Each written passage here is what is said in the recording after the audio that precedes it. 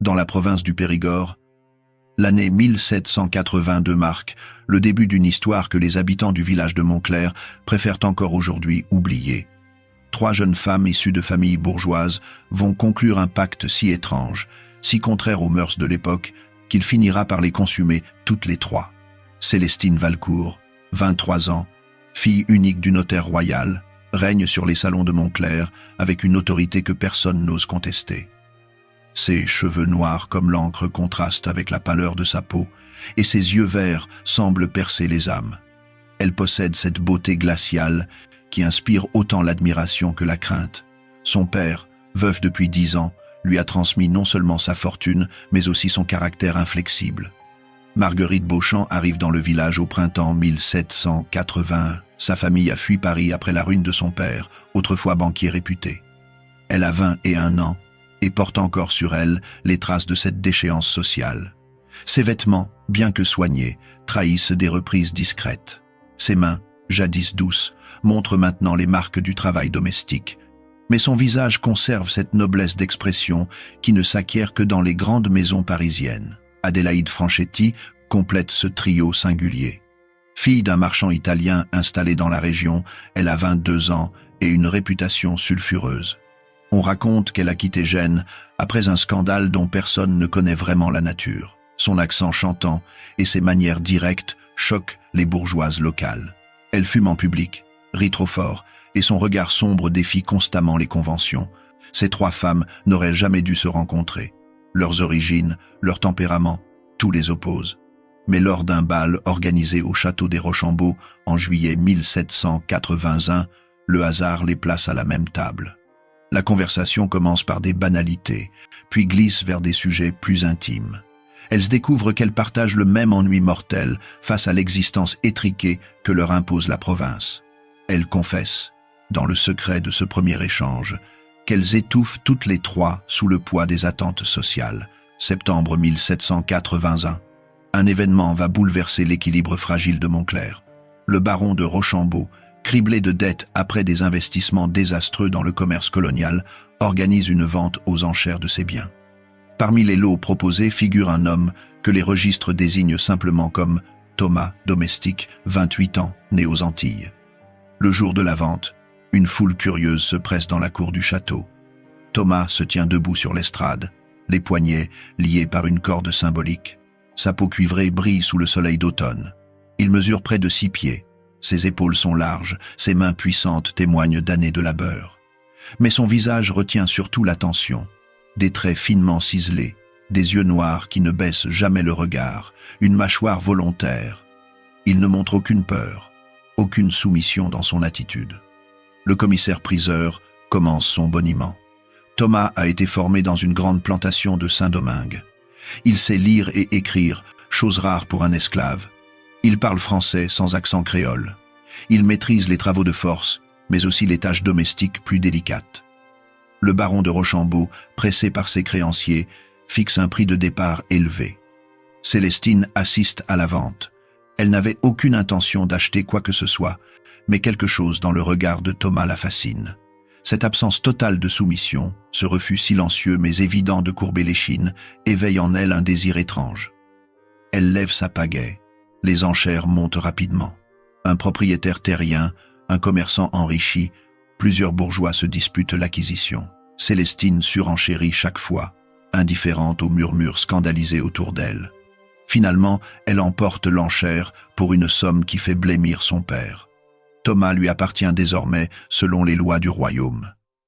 Le notaire Valcourt, furieux de cet achat impulsif, exige des explications. Célestine invoque le besoin d'un domestique capable de travaux physiques dans leur propriété. Son père n'est pas dupe mais cède, comme toujours, aux caprices de sa fille unique. Marguerite et Adélaïde rendent visite à Célestine quelques jours après la vente. Elles découvrent Thomas dans le jardin, en train de tailler des haies. Marguerite reste figée en le voyant. Adélaïde, plus directe, ne cache pas son admiration. Célestine observe leur réaction avec un sourire énigmatique. Le soir même, les 3 femmes se retrouvent dans le salon privé de Célestine. Le vin coule librement. Les langues se délient. Célestine confesse qu'elle ressent pour Thomas une attirance qu'elle ne comprend pas elle-même. Marguerite avoue avoir éprouvé la même chose en le croisant. Adélaïde, toujours provocante, déclare sans détour qu'elle aimerait connaître cet homme intimement. Le silence qui suit cette série de confessions pèse lourdement.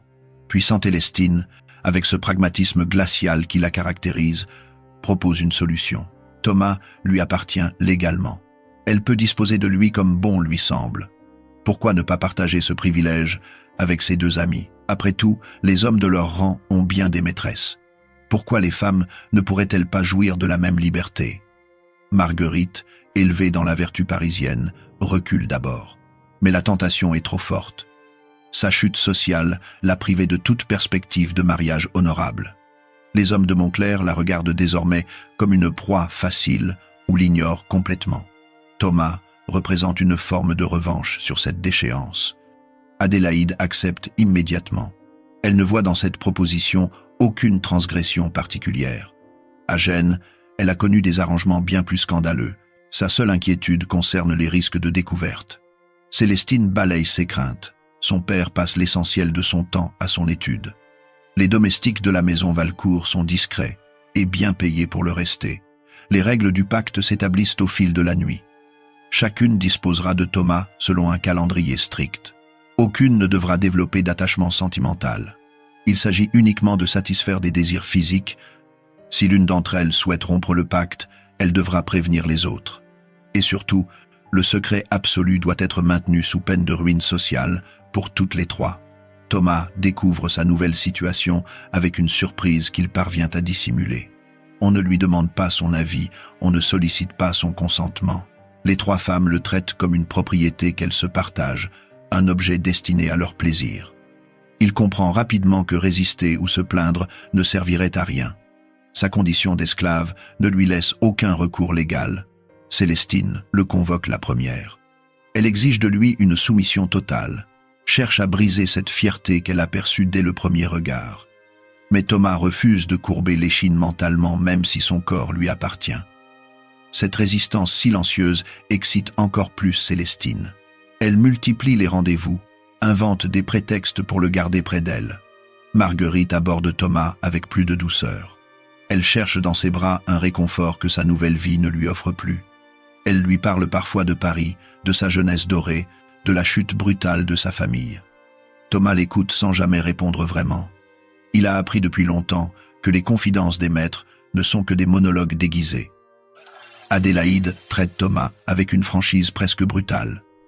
Elle ne prétend pas chercher autre chose qu'un plaisir charnel. Elle le désire, elle le prend, puis elle s'en va. Pas de faux semblants, pas de justification morale.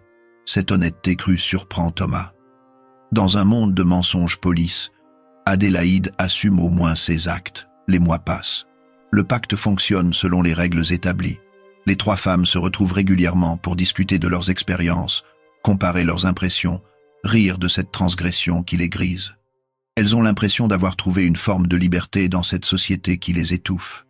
Elles se sentent puissantes, maîtresses de leur destin et de celui de Thomas. Mais des fissures commencent à apparaître dans cet arrangement. Célestine développe une possessivité croissante. Elle surveille Thomas constamment, cherche des traces de préférence qu'il aurait pu manifester pour l'une de ses amies.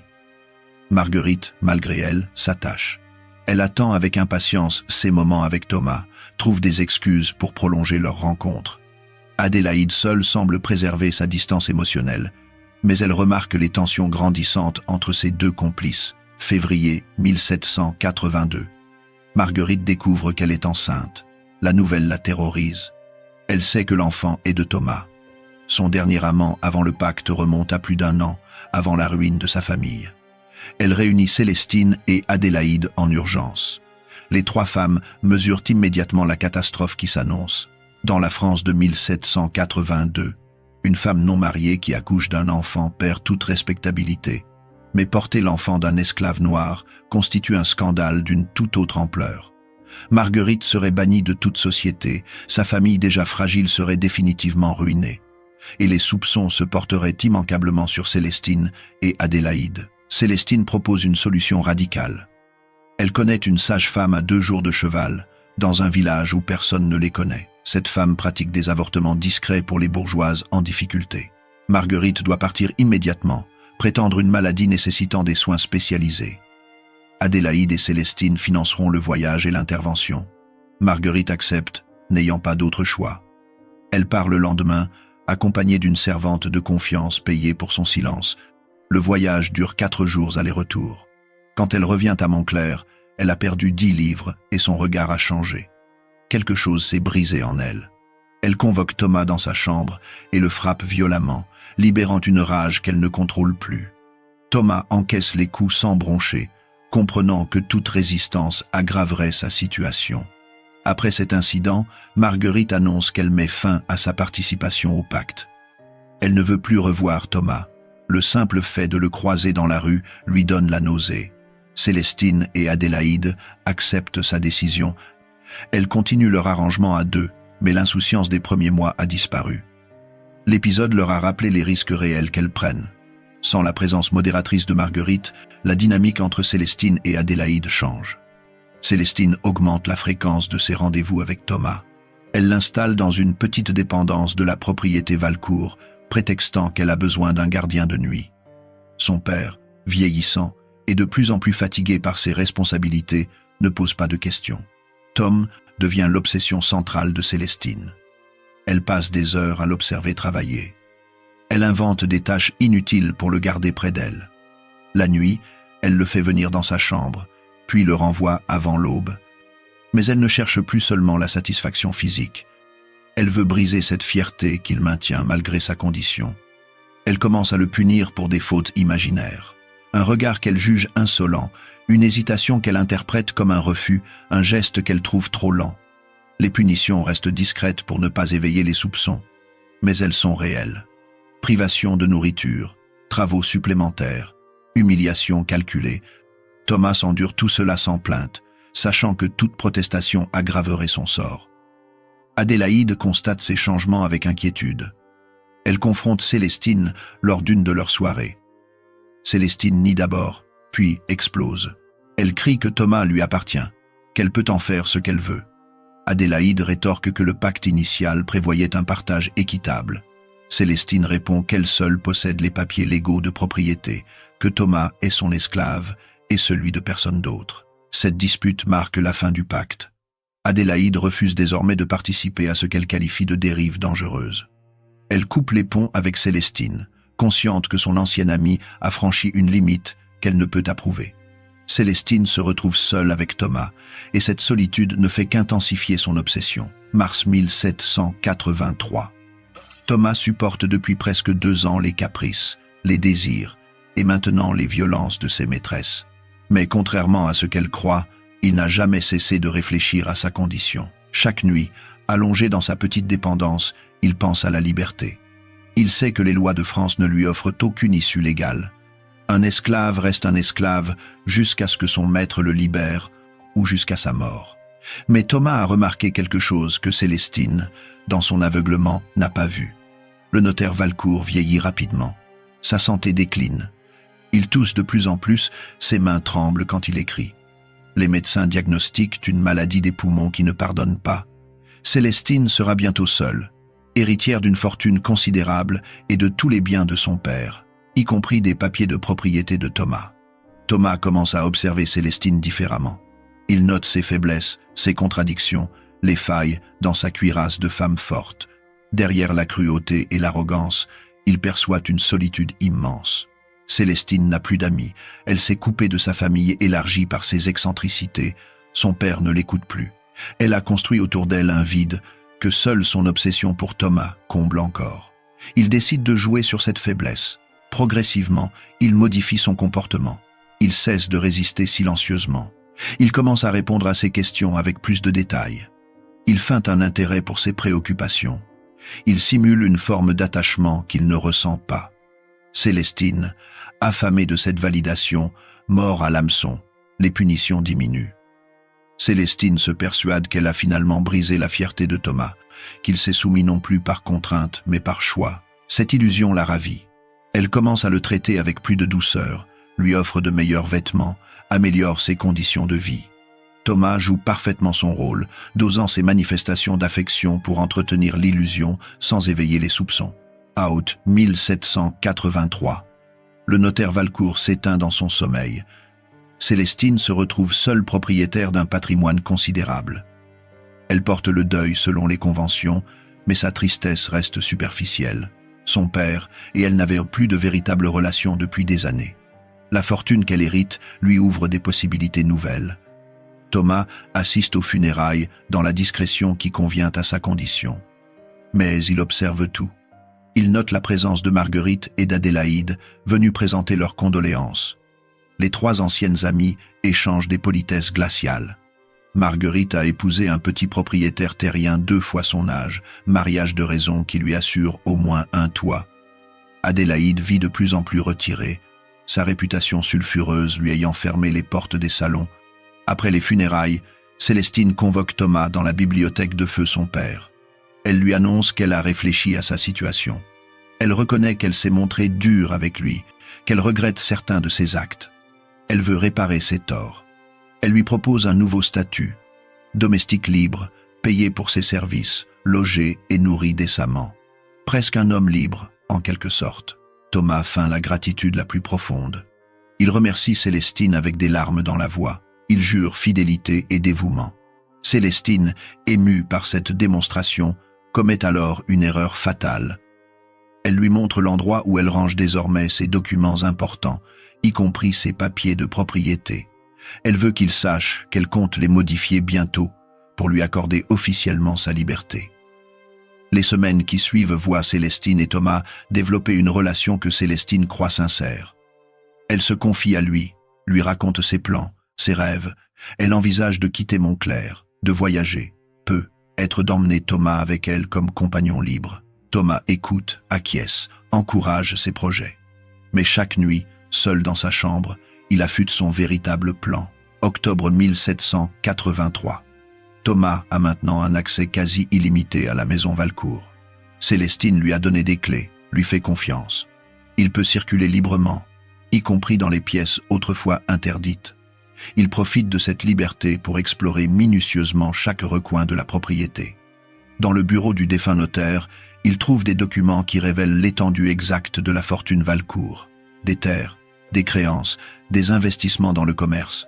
Mais il découvre aussi autre chose, des lettres compromettantes que le notaire conservait, probablement comme assurance contre d'éventuels ennemis, correspondances révélant des secrets de famille, preuves de transactions douteuses, aveux de crimes mineurs jamais poursuivis. Thomas comprend qu'il tient là des armes puissantes. Il passe des nuits entières à lire, mémoriser, copier ses documents. Il apprend que Marguerite, dans sa jeunesse parisienne, a été impliquée dans un scandale étouffé par l'argent de son père.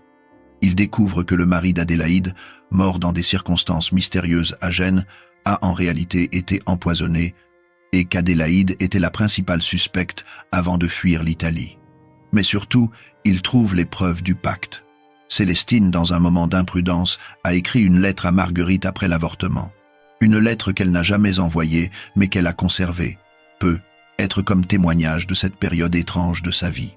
Cette lettre détaille tout, le partage de Thomas, les rendez-vous clandestins, la grossesse de Marguerite. Thomas vole cette lettre et d'autres documents compromettants. Il les cache dans un endroit que lui seul connaît, une cavité dans le mur de sa dépendance. Il a maintenant de quoi détruire les 3 femmes socialement. Mais il ne veut pas simplement les exposer. Il veut une vengeance plus subtile, plus cruelle, une vengeance qui les brisera de l'intérieur. Novembre 1783. Thomas commence la phase active de son plan. Il a appris dans les plantations de Saint-Domingue que la vengeance la plus efficace n'est pas celle qui tue rapidement, mais celle qui détruit lentement. Il va utiliser contre ses anciennes maîtresses l'arme qu'elles ont employée contre lui, la manipulation psychologique. Il commence avec Célestine. Il intensifie sa comédie d'affection sincère, mais y introduit de subtiles variations. Des moments d'absence, des regards lointains, des hésitations calculées. Quand Célestine l'interroge, il prétend des souvenirs douloureux de son passé d'esclave qui refont surface. Elle le croit, le console. Mais ces incidents créent en elle une inquiétude diffuse. Puis Thomas mentionne Marguerite lors d'une conversation anodine. Il demande des nouvelles, rappelle avec quelle gentillesse elle le traitait autrefois. Célestine se raidit immédiatement. Thomas feint de ne pas remarquer sa réaction et change de sujet. Mais la graine du doute est plantée. Célestine se met à se demander si Thomas n'a pas développé des sentiments pour Marguerite pendant leur mois de partage. Les jours suivants, Thomas évoque Adélaïde de la même manière. Il compare innocemment les trois femmes, soulignant les qualités de chacune. Célestine devient de plus en plus jalouse, de plus en plus possessive. Elle recommence à surveiller Thomas constamment, mais cette fois, ce n'est plus la jalousie du propriétaire envers sa possession, c'est la jalousie d'une femme amoureuse envers un homme qu'elle craint de perdre. Thomas reconnaît cette transition et l'exploite. Il devient moins disponible, prétexte des tâches urgentes pour différer leur rendez-vous. Célestine en souffre visiblement. Elle qui croyait avoir domestiqué Thomas se découvre dépendante de lui. L'ironie de la situation ne lui échappe pas, et cette prise de conscience la ronge. Décembre 1783. Thomas suggère à Célestine d'organiser un dîner de réconciliation avec Marguerite et Adélaïde.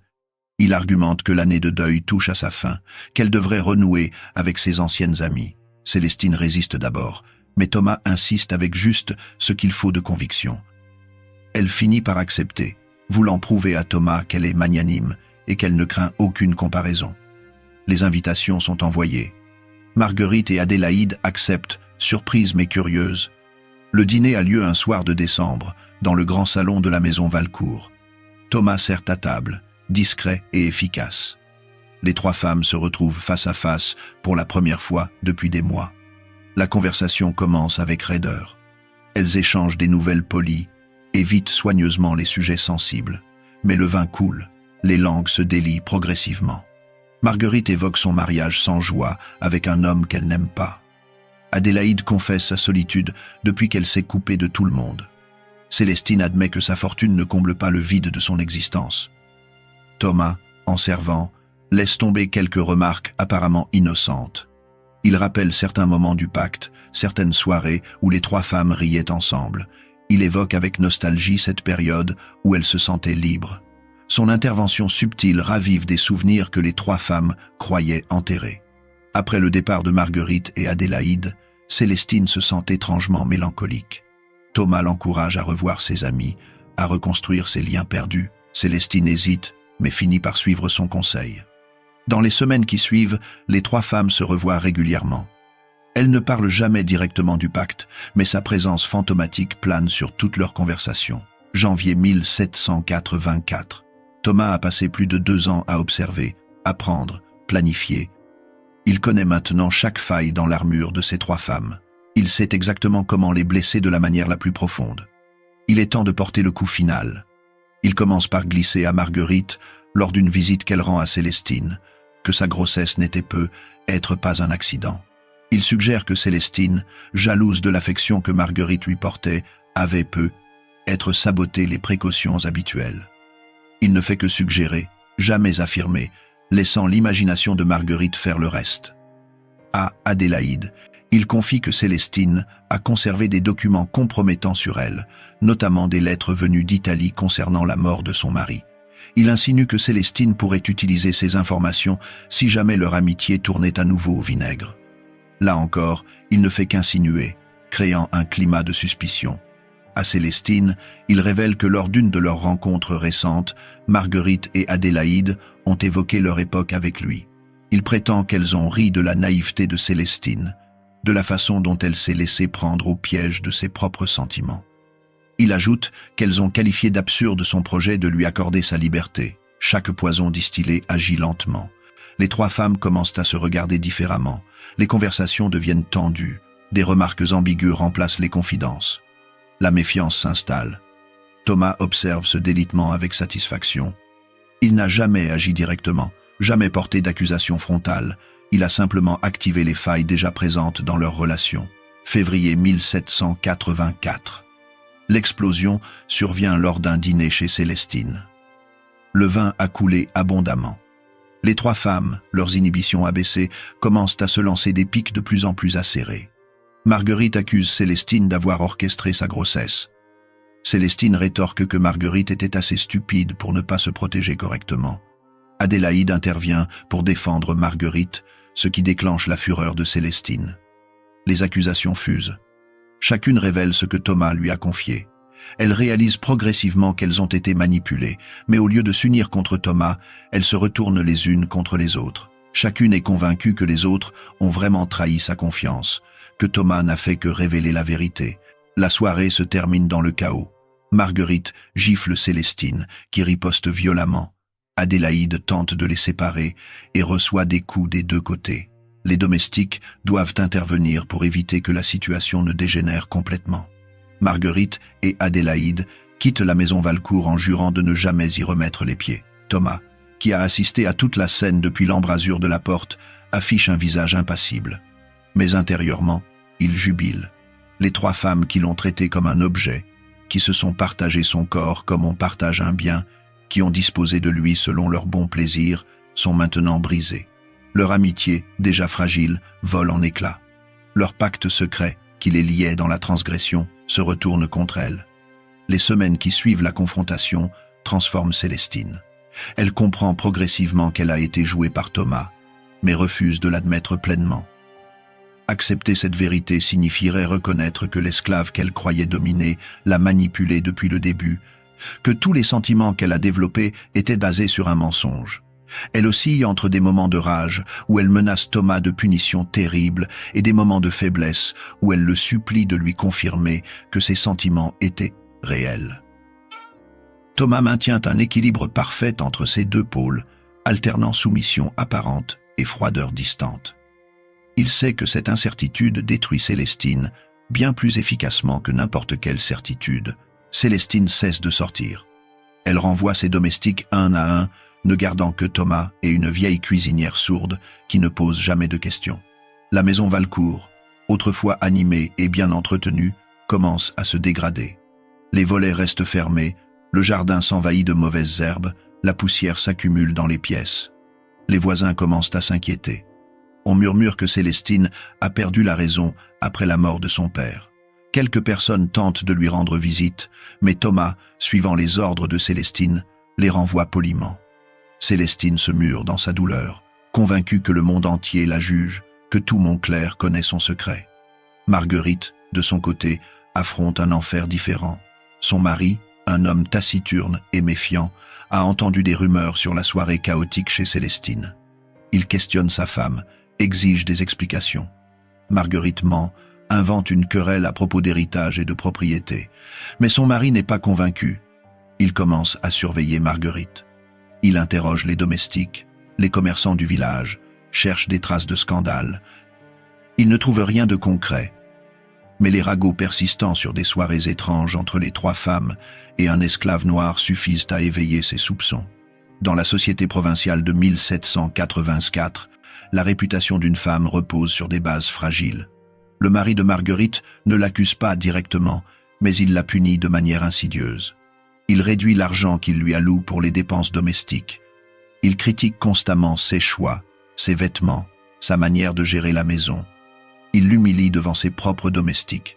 Et surtout, il refuse désormais de la toucher, la traitant comme une femme impure. Marguerite se retrouve prisonnière d'un mariage devenu invivable. Elle ne peut demander le divorce sans provoquer un scandale qui révélerait tout. Elle ne peut retourner chez sa famille, déjà marquée par la déchéance sociale. Elle est coincée dans une vie de souffrance quotidienne, châtiée pour des actes que son mari ne peut prouver, mais qu'il croit vrais. La nuit, elle pleure en silence. Elle repense à cette période où elle se croyait libre, où elle pensait avoir trouvé une forme de revanche sur son destin. Elle réalise maintenant qu'elle n'a fait qu'aggraver sa situation, qu'elle a échangé une déchéance sociale contre une autre, peut être pire car intime et permanente. Adélaïde, toujours la plus lucide des trois, comprend rapidement qu'elle doit quitter Montclair. Les rumeurs sur la soirée catastrophique se répandent dans le village. On raconte des versions de plus en plus extravagantes de ce qui s'est passé. Certains affirment que les trois femmes se sont battues pour l'attention d'un homme. D'autres murmurent des histoires encore plus scandaleuses. Le père d'Adélaïde, commerçant italien soucieux de sa réputation, exige des explications. Adélaïde refuse de répondre, ce qui ne fait qu'aggraver les soupçons. Son père, craignant pour ses affaires si le scandale éclate complètement, lui ordonne de partir. Il lui donne assez d'argent pour vivre modestement pendant quelques mois et lui enjoint de refaire sa vie ailleurs, loin de Montclair. Adélaïde quitte le Périgord en mars 1784. Elle se rend à Lyon, où personne ne la connaît. Elle loue une petite chambre dans un quartier modeste et tente de recommencer. Mais le souvenir du pacte la hante. Elle ne peut s'empêcher de repenser à cette période étrange où elle se croyait au-dessus des conventions sociales. Elle comprend maintenant que le véritable prix de leur transgression n'était pas le risque d'être découverte, mais la destruction de leurs propres repères moraux. En traitant Thomas comme un objet, elles ont franchi une ligne qui les a changés fondamentalement. Adélaïde se rend compte qu'elle ne peut plus se regarder dans un miroir sans ressentir une profonde honte. À Lyon, elle vit en recluse. Elle refuse les avances des hommes, se coupe de toute vie sociale. Elle passe ses journées à travailler comme couturière, un métier qu'elle a appris dans son enfance à Gênes. Ses nuits sont peuplées de cauchemars où elle revoit le regard de Thomas, ce regard qui ne trahissait jamais rien, mais qui voyait tout. Avril 1784. Thomas décide qu'il est temps de révéler la vérité à Célestine. Il choisit un soir où elle est particulièrement vulnérable, noyée dans le vin et la mélancolie. Il s'assoit face à elle dans le salon obscur et commence à parler d'une voix calme et posée. Il lui raconte comment il a simulé des sentiments qu'il n'a jamais éprouvés. Il détaille la manière dont il a exploité ses faiblesses, manipulé ses peurs, instrumentalisé ses désirs. Il explique que chaque geste d'affection était calculé, chaque confidence une manipulation, chaque moment d'intimité une imposture. Il lui révèle qu'il a volé ses documents compromettants, qu'il possède maintenant des preuves du pacte. Il pourrait détruire complètement sa réputation s'il le souhaitait. Mais il ne le fera pas, dit-il, car ce serait lui accorder trop d'importance. La vraie punition est ce qu'elle vit maintenant. La solitude, le regret, la conscience d'avoir été dupée par celui qu'elle croyait dominer. Célestine écoute cette confession sans l'interrompre. Quand Thomas termine, elle reste silencieuse pendant de longues minutes. Puis elle se met à rire, un rire hystérique qui se transforme rapidement en sanglots. Elle oscille entre la rage et le désespoir, maudissant Thomas, se maudissant elle-même, maudissant Marguerite et Adélaïde. Thomas la regarde sans émotion apparente. Il a attendu ce moment pendant plus de 2 ans. Il a enduré leurs caprices, leur violence, leur mépris. Maintenant, il savoure sa victoire. Célestine est brisée, Marguerite est prisonnière d'un mariage infernal, Adélaïde est en exil. Le pacte qu'elles avaient conclu pour assouvir leurs désirs s'est retourné contre elles de la manière la plus cruelle. Les mois suivants voient la dégradation accélérée des 3 femmes. Célestine sombre dans une forme de folie douce. Elle parle seule, confond le jour et la nuit, néglige son apparence. Les rares personnes qui la croisent encore la prennent pour une mendiante plutôt que pour l'héritière d'une grande fortune. Marguerite tente de se suicider en juin 1784.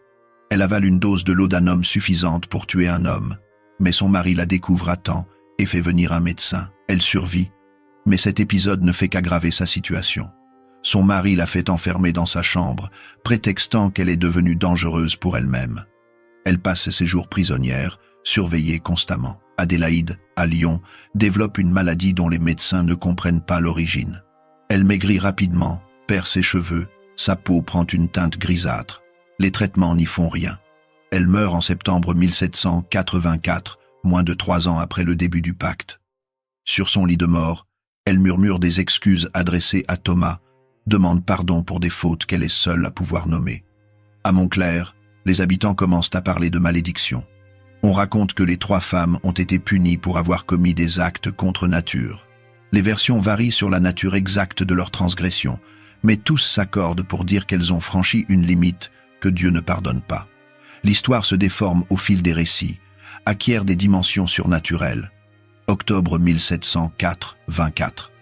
Thomas n'éprouve aucune satisfaction durable de sa vengeance. Il a détruit les 3 femmes comme il le voulait, mais cette victoire lui laisse un goût amer. Il comprend que sa vengeance ne lui a pas rendu sa liberté, ne lui a pas restitué les années volées, ne lui a pas rendu sa dignité. Il possède maintenant les documents de propriété de Célestine. Il pourrait les falsifier, s'accorder officiellement sa liberté. Mais ces papiers n'ont de valeur que dans un système qu'il a toujours considéré comme moins qu'humain. La liberté légale ne signifie rien dans une société qui le verra toujours comme un ancien esclave. Il décide de partir. Il prend l'argent qu'il a économisé pendant ces 2 ans quelques affaires, et quitte Montclair une nuit sans lune. Il ne laisse aucun mot d'explication, disparaît simplement. Célestine découvre son absence le lendemain matin. Elle ne cherche pas à le retrouver. Une partie d'elle est soulagée de ne plus avoir à affronter son regard accusateur. Thomas se dirige vers les ports de l'Atlantique. Il a entendu parler de navires qui recrutent des hommes sans poser trop de questions sur leur passé. Il embarque sur un bateau marchand en route vers les Amériques. Il ne retournera jamais en France. Sa vengeance est accomplie, mais elle ne lui apporte aucune paix. Célestine Valcourt meurt en novembre 1784, moins d'un an après la confrontation catastrophique. On la trouve dans son lit, le visage tourné vers le mur. Les médecins diagnostiquent une défaillance cardiaque, mais les rumeurs parlent de poison ou de suicide. Sa fortune revient à des cousins éloignés qui vendent rapidement la propriété, pressés de se débarrasser d'un bien associé à tant de scandales. Marguerite survit jusqu'en 1786. Son mari, las de gérer une épouse folle, la place dans un couvent où on accueille les femmes dont les familles veulent se débarrasser. Elle y meurt de consomption, malade depuis des mois. Les religieuses qui s'occupent d'elle rapportent qu'elle parlait sans cesse d'un pacte, d'une malédiction, d'une faute impardonnable. Elles mettent ses divagations sur le compte de la démence. Adélaïde est déjà morte depuis 2 ans, quand Marguerite la rejoint. Elle est enterrée dans un cimetière lyonnais, loin de sa Gênes natale et de son Montclair d'adoption. Sa tombe ne porte qu'un nom et 2 dates. Personne ne vient jamais y déposer des fleurs.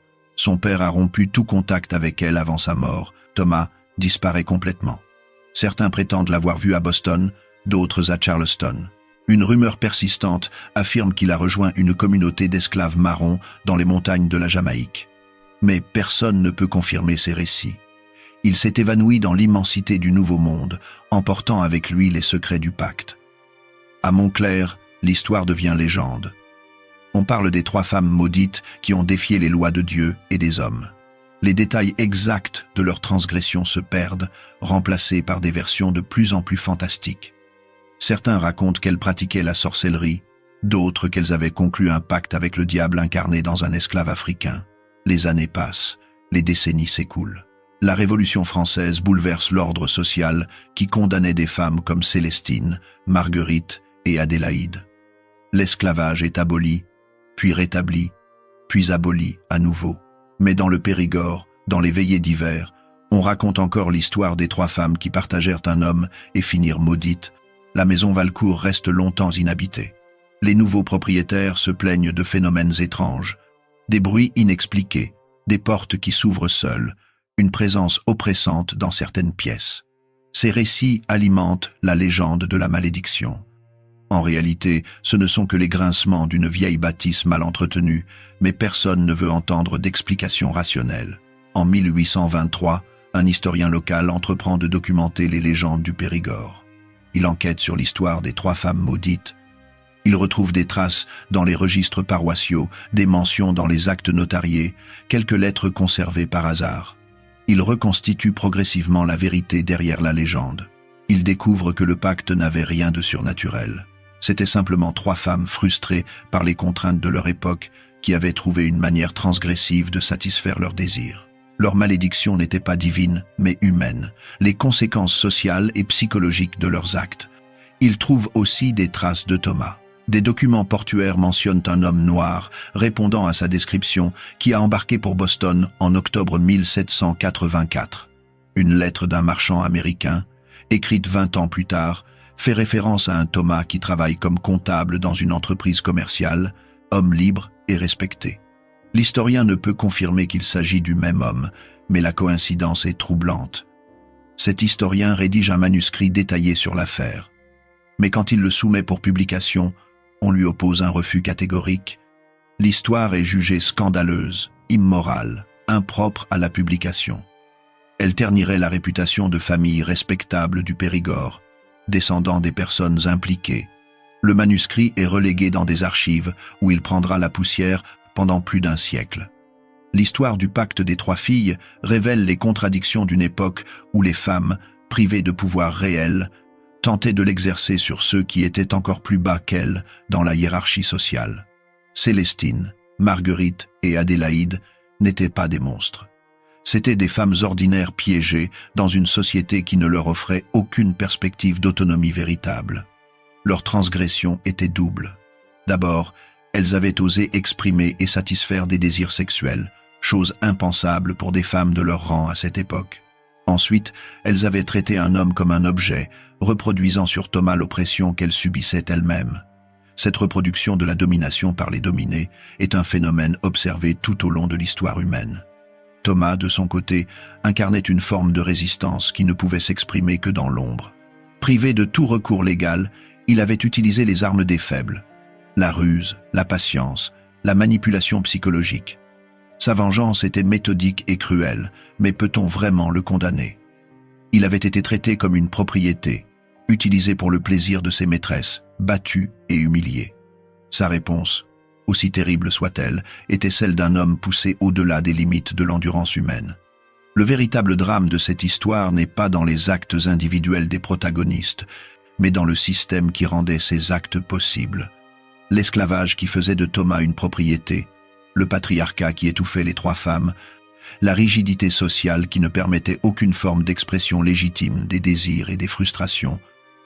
Tout cela créait un terreau fertile pour les tragédies humaines. Aujourd'hui, en ce début du XXIe siècle, l'histoire du pacte des trois filles peut sembler appartenir à un passé révolu. L'esclavage a été aboli, les femmes ont conquis des droits que Célestine, Marguerite et Adélaïde n'auraient jamais osé imaginer. La société française a profondément changé depuis ces années 1780. Pourtant, certains mécanismes révélés par cette histoire restent pertinents. La tentation d'exercer un pouvoir sur ceux qui sont plus vulnérables que soi, la reproduction des schémas de domination, la manière dont la frustration et l'oppression peuvent conduire à des actes que l'on réprouve par ailleurs. Ces dynamiques existent toujours, même si elles prennent des formes différentes. L'histoire rappelle aussi que les transgressions individuelles ne suffisent pas à combattre des systèmes d'oppression. Célestine, Marguerite et Adélaïde pensaient trouver une forme de liberté dans leur pacte. En réalité, elles ne faisaient que reproduire les structures de pouvoir qui les opprimaient. La vraie liberté aurait nécessité une remise en question plus profonde, non seulement des contraintes qui pesaient sur elles, mais aussi de leur propre participation au système oppressif. Thomas, de son côté, a prouvé qu'un individu déterminé peut résister et même se venger de ses oppresseurs, mais sa victoire était creuse. Il a détruit 3 vies, y compris la sienne en un sens. Il a passé 2 années de son existence à planifier une vengeance qui ne lui a apporté aucune paix véritable. Il est parti libre légalement, mais enchaîné psychologiquement par ce qu'il avait fait. Dans le Périgord moderne, peu de gens connaissent encore l'histoire des 3 femmes maudites. Les anciennes légendes s'effacent devant les préoccupations contemporaines. La maison Valcourt a été démolie dans les années 1950 pour faire place à un lotissement. Les tombes de Célestine et Marguerite, mal entretenues, ont été déplacées lors d'un remembrement du cimetière communal. Celle d'Adélaïde à Lyon a disparu depuis longtemps. Mais l'histoire elle-même refuse de mourir complètement. Elle survit dans quelques documents d'archives, dans le manuscrit centenaire de cet historien dont le travail fut refusé, dans les mémoires fragmentaires des vieilles familles du Périgord. Elle survit aussi, transformée et déformée, dans les légendes locales qui évoquent encore une malédiction frappant ceux qui transgressent l'ordre naturel des choses. Ce que les légendes ne disent jamais, c'est que la véritable malédiction n'était pas surnaturelle. C'était la malédiction très humaine d'une société rigide qui ne permettait aucune expression saine des désirs, aucune forme d'égalité véritable, aucune voie de sortie pour ceux qui ne correspondaient pas aux normes établies. Célestine, Marguerite, Adélaïde et Thomas étaient tous victimes de ce système, même si leurs réactions à cette victimisation ont différé radicalement. Le pacte qu'elles avaient conclu n'était pas un acte de rébellion véritable, c'était une tentative désespérée et finalement destructrice de trouver un espace de liberté dans un monde qui ne leur en offrait aucun. Leur échec n'était pas inscrit dans les étoiles ou décrété par quelque puissance divine. Il était la conséquence logique de contradictions qu'elles n'avaient ni comprises ni résolues. L'histoire du pacte des 3 filles se termine dans le silence et l'oubli. Pas d'épilogue spectaculaire, pas de rédemption finale, pas de leçon morale édifiante. Juste 4 vies brisées par un enchaînement de circonstances où la souffrance engendrait la souffrance, où l'oppression menait à plus d'oppression, où la recherche de liberté aboutissait à de nouvelles formes d'emprisonnement. Si cette histoire mérite d'être racontée aujourd'hui, ce n'est pas pour son caractère sensationnel ou pour satisfaire une curiosité morbide. C'est parce qu'elle nous rappelle que derrière chaque légende de malédiction se cache souvent une réalité humaine complexe, faite de désirs inassouvis, de frustrations inexprimées, de violences cachées et de tentatives maladroites de trouver un sens à une existence contrainte. Les 3 femmes qui partagèrent le même esclave finirent maudites, dit la légende. La vérité est plus simple et plus terrible. Elles finirent détruites par leurs propres contradictions, victimes d'un système qui ne leur offrait aucune possibilité de réconcilier leur désir de liberté avec les contraintes de leur époque. Et Thomas, l'esclave qui se vengea de ses maîtresses, finit lui aussi prisonnier. Non plus de chaînes physiques, mais de chaînes psychologiques tout aussi réelles. C'est peu. Être là la vraie malédiction du pacte, non pas une punition divine pour une transgression morale, mais la démonstration implacable que dans un système fondamentalement injuste, même les tentatives de résistance finissent par reproduire l'injustice qu'elles prétendent combattre. Une leçon qui résonne encore aujourd'hui, dans un monde qui a changé en surface, mais où persistent encore, sous d'autres formes, les mêmes dynamiques de pouvoir et d'oppression qui ont détruit Célestine, Marguerite, Adélaïde et Thomas.